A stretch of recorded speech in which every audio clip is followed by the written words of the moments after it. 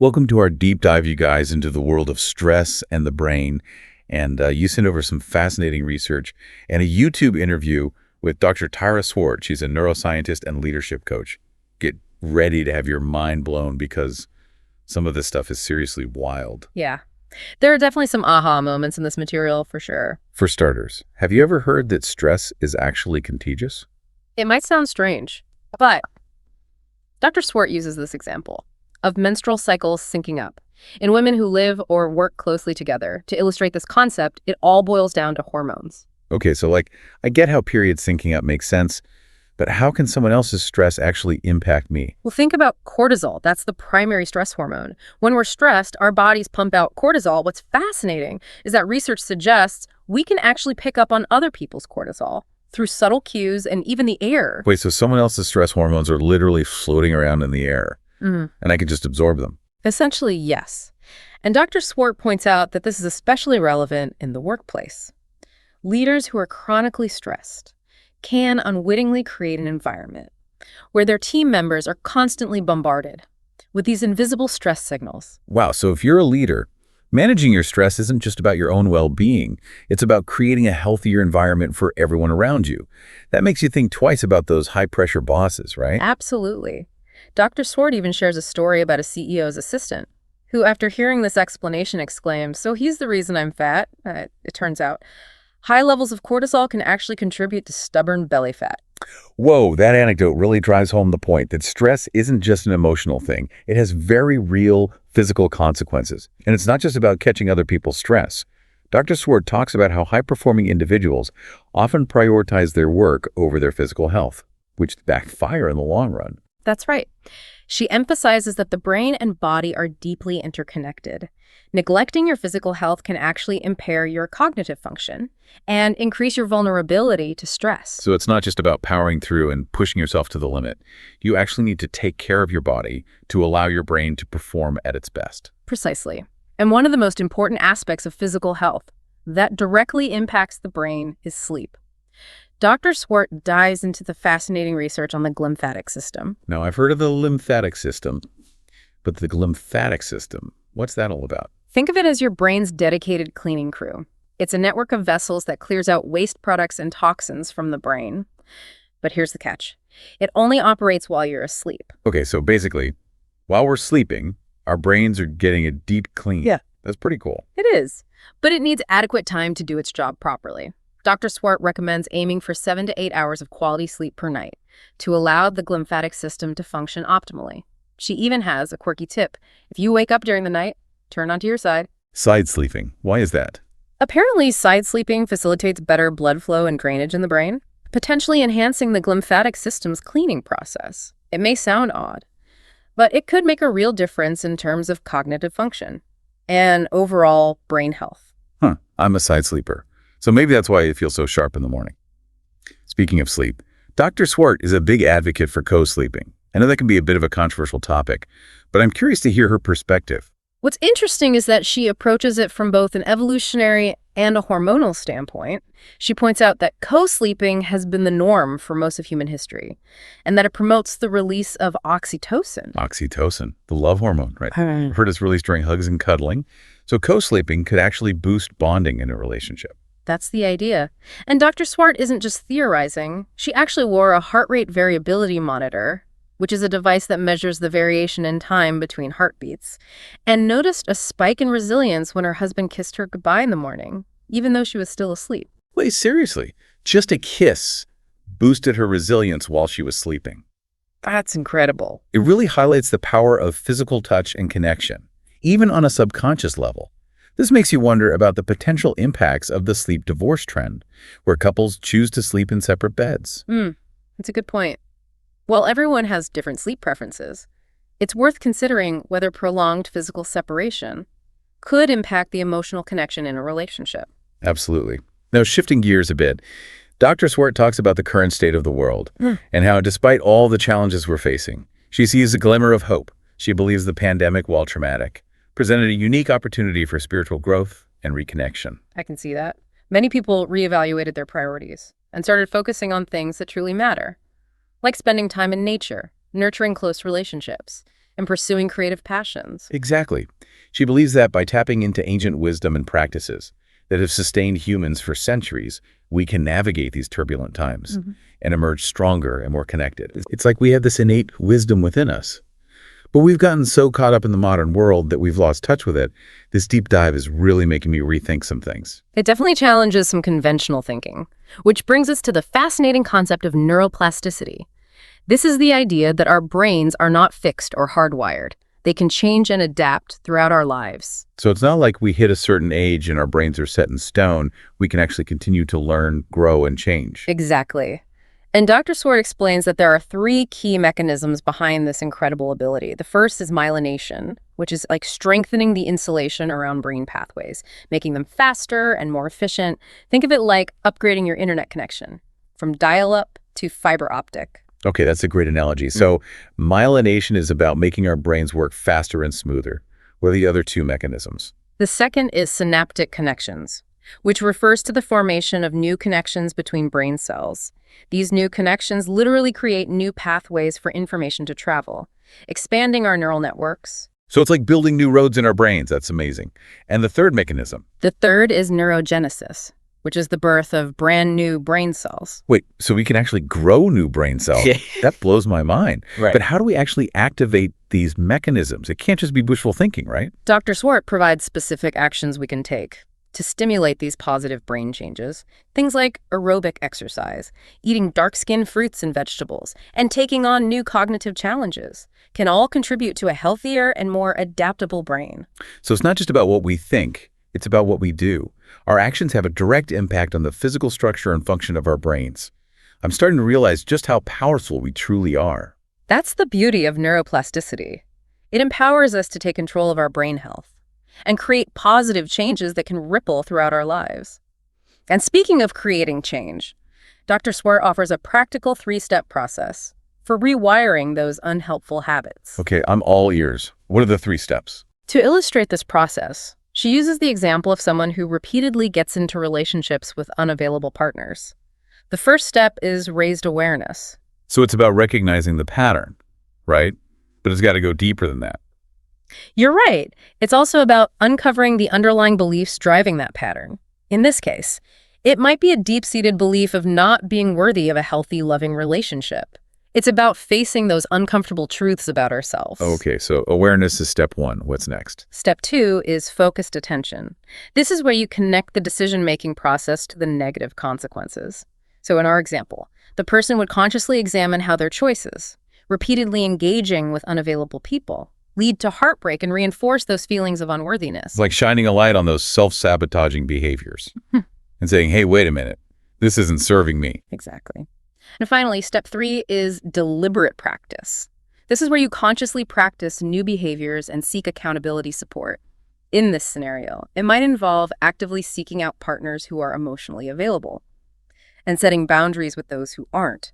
It's about retraining the brain to make different choices. This is so relatable. It's not about overnight transformations, but about consistent effort, recognizing those ingrained patterns, and consciously choosing a different path. Precisely. It's like forging a new trail in the wilderness. It takes time, effort, and sometimes you might stumble. But with persistence, you create a new, stronger path. I love that analogy. So we've talked about the power of our thoughts and how they can literally shape our brains. Now let's dive into a topic that often sparks debate: manifestation.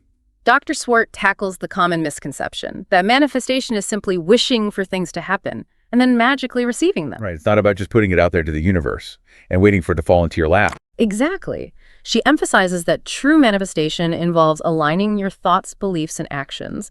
It's about using your brain as the engine of attraction. So it's about getting your mind, your heart, and your actions all on the same page, working together towards the same goal. Precisely. And she offers a thought-provoking idea. To manifest a great partner, you should first embody the qualities you seek in that person.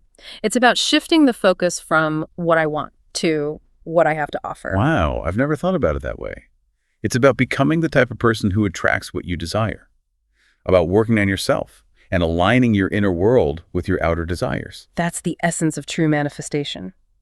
And speaking of different ways of being, let's explore the topic of neurodiversity. which is gaining more and more attention these days. Yes, I've been hearing a lot about it. But I'm still not quite clear on what it actually means. Dr. Swart defines neurodiversity as anything that falls outside the typical range of brain functioning. This includes conditions like ADHD, autism, and dyslexia. Okay, that makes sense. I've also noticed there seems to be an increase in the number of people being diagnosed with these conditions. Does Dr. Swart address this? She acknowledges that better diagnosis is definitely playing a role, but she also suggests that the perceived increase in neurodiversity could be, in part, an adaptation to our rapidly changing technology-driven world. That's an interesting perspective. So our brains are constantly evolving and adapting to our environment. And perhaps these neurodiverse traits are actually advantages in certain contexts. It's a fascinating possibility, and it connects to the idea that we're not all meant to fit into a single mold of normal. And this brings us to a captivating study Dr. Swart shares that highlights the power of psychological priming. She discusses how our thoughts about aging can actually influence the physical aging process, as demonstrated in a study involving octogenarians. Octogenarians. People in their 80s. Okay, now I have to hear this. What was the study about? The study involved 3 groups of individuals in their 80s. One group was the control group, living their lives as usual. The second group spent a week reminiscing about their 60s. And the third group, well, they were essentially transported back in time. Transported back in time? How is that even possible? Okay, not literal time travel. But they created an immersive experience designed to evoke a younger version of themselves. They were taken to a house retrofitted to look exactly like their homes 20 years prior. They had newspapers from that era, photos of themselves from their 60s, music they enjoyed back then, everything to create a sensory experience of their younger selves. Wow, that's an incredibly creative experiment. So what were the results? The results were astonishing. After just 1 week, the group that relived their 60s showed significant improvements in their physical abilities. Their posture improved, their coordination got better. They were literally standing taller and moving with more agility. Wait, are you serious? You're telling me that simply by shifting their mindset, these octogenarians reversed some of the physical effects of aging? The study suggests that our perceptions of ourselves and our capabilities have a profound impact on our physical reality. This is mind-blowing. It makes you think about the limitations we impose on ourselves, based on age or other societal expectations. And it seems like Dr. Swart is living proof of this concept, with her experience of improving her eyesight. Absolutely. She tells the story of her optician telling her she'd likely need reading glasses soon, but she refused to accept that as inevitable. A year later, her vision had actually improved.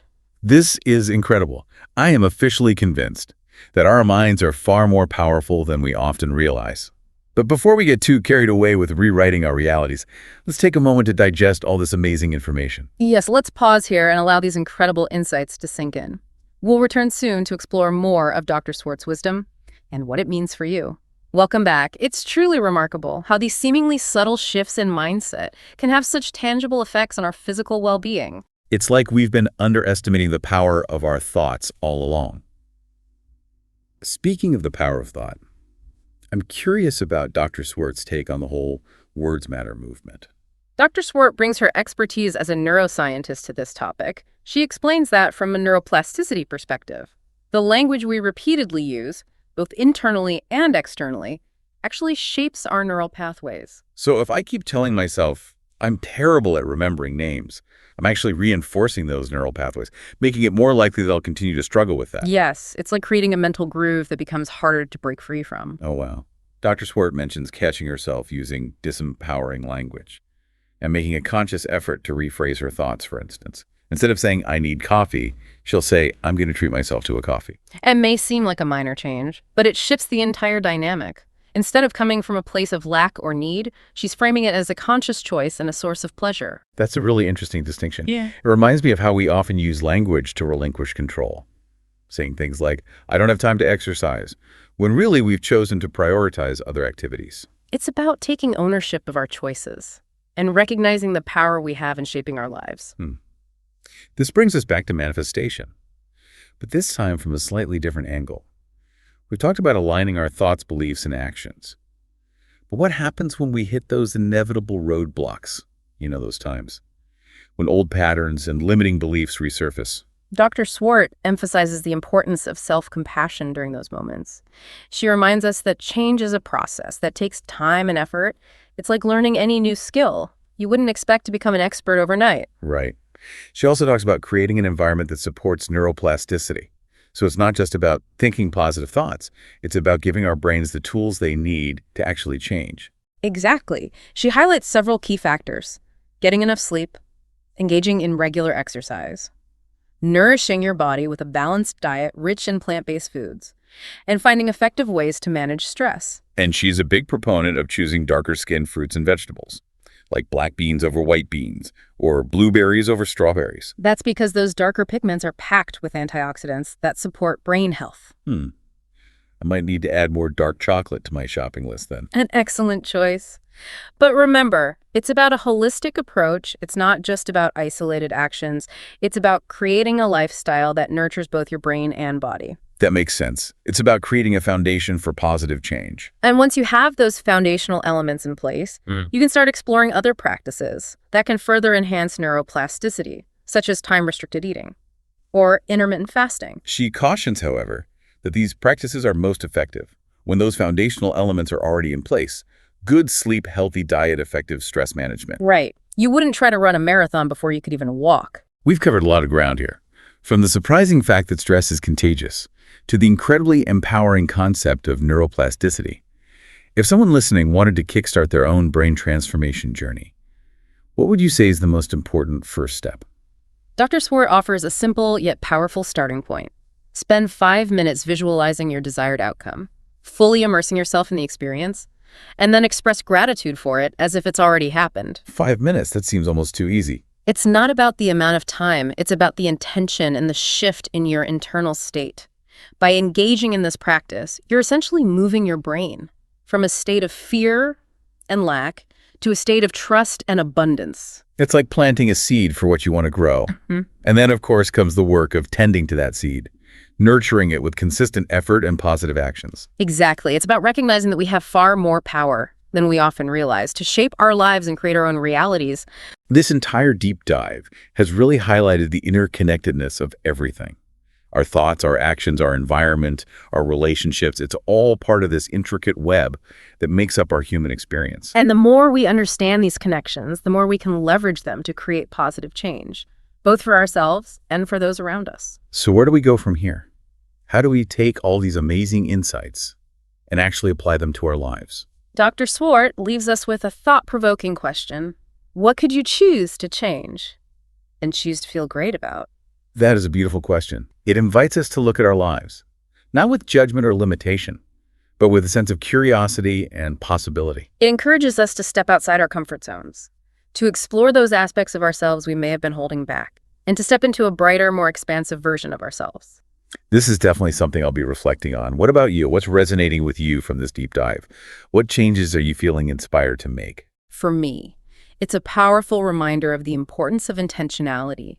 By consciously choosing our thoughts, words, and actions, we can literally rewire our brains for greater happiness, resilience, and success. I love that. And you know what? I think we might need one more part to this deep dive to really unpack everything and connect it to your own life. I agree. Let's delve deeper into how you can apply these insights to create positive change in your world. Welcome back to our deep dive into the fascinating world of stress and the brain. It's amazing how much we've uncovered about the brain's ability to change and adapt. Yeah. We've learned that stress is contagious, explored the brain's nightly cleaning system, and even discussed the potential benefits of co-sleeping. And you've started thinking about that powerful question Dr. Swart posed. What could you choose to change and choose to feel great about? Yes, I'm definitely ready to delve into that. But first, let's recap a few key takeaways that really resonated with me.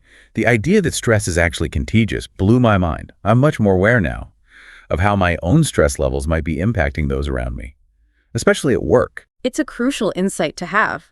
Recognizing that our internal states can ripple outward underscores the importance of stress management, not just for our own well-being, but for the collective well-being of our teams, families, and communities. Absolutely. And then there's the whole concept of neuroplasticity. It's so empowering to know that our brains are not fixed. We can literally rewire them for greater happiness, resilience, and success. Of course. It requires effort awareness and a willingness to step outside our comfort zones. And remember, it's not just about willpower and positive thinking. It's about creating an environment that supports those changes, nourishing our brains with good sleep, healthy food, regular movement, and meaningful connections. Right. It's about setting ourselves up for success. And that brings us to the power of manifestation. I'm fascinated by Dr. Swart's perspective, that it's not about passive wishing, but about aligning our thoughts, beliefs, and actions.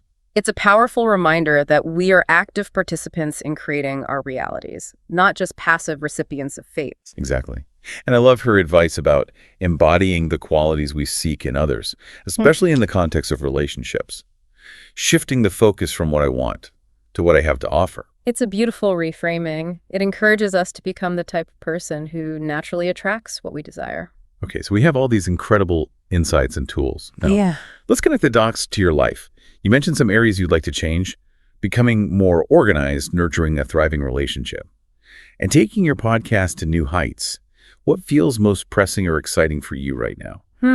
It's interesting you mentioned those three areas. They're actually quite interconnected. A more organized environment can reduce stress and free up mental space, which can then positively impact your relationships and your work. Wow, you're right. It's all connected. So maybe focusing on becoming more organized could have a ripple effect on those other areas. But honestly, I don't even know where to begin. Disorganization feels so ingrained in me, like it's part of my DNA. Remember, you're not stuck with your current patterns.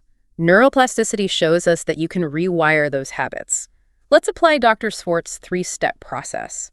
You've already acknowledged the pattern of disorganization. Now, let's explore the beliefs driving it. What thoughts or feelings come up when you think about getting organized? To be honest, I often feel overwhelmed, like this giant insurmountable task. I get caught up in perfectionism, feeling like it all has to be done perfectly or not at all. That's a common feeling, but remember what we discussed about the power of language? Instead of saying, I'm disorganized, try reframing it as, I'm learning to become more organized. It's a subtle shift, but it acknowledges that you're on a journey, not defined by a fixed label. I like that. It feels less daunting, more like a process. Okay, so that's raising awareness. What's next? The next step is focused attention. This is where you connect the dots between your choices and the consequences. How does your disorganization impact your life? What are the tangible downsides? Well, it definitely creates stress. I'm constantly searching for things, feeling flustered and behind. It also spills over into my work. I sometimes miss deadlines or feel less productive because I can't find what I need. It sounds like those consequences are pretty motivating. Now you're not just dealing with an abstract concept, you're facing the real-world impact of your choices. This sets the stage for the final step, deliberate practice. So this is where I start experimenting with new strategies and behaviors, right? But I need some guidance.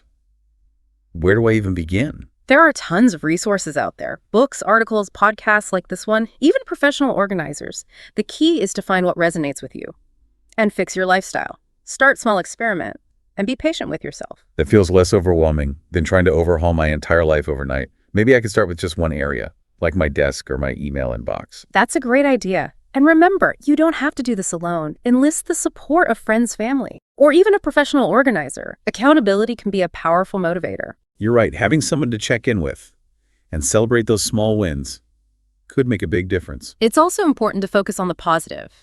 Instead of beating yourself up for past disorganization, celebrate each step you take toward creating a more organized life. Yeah, I'm already feeling more energized and hopeful.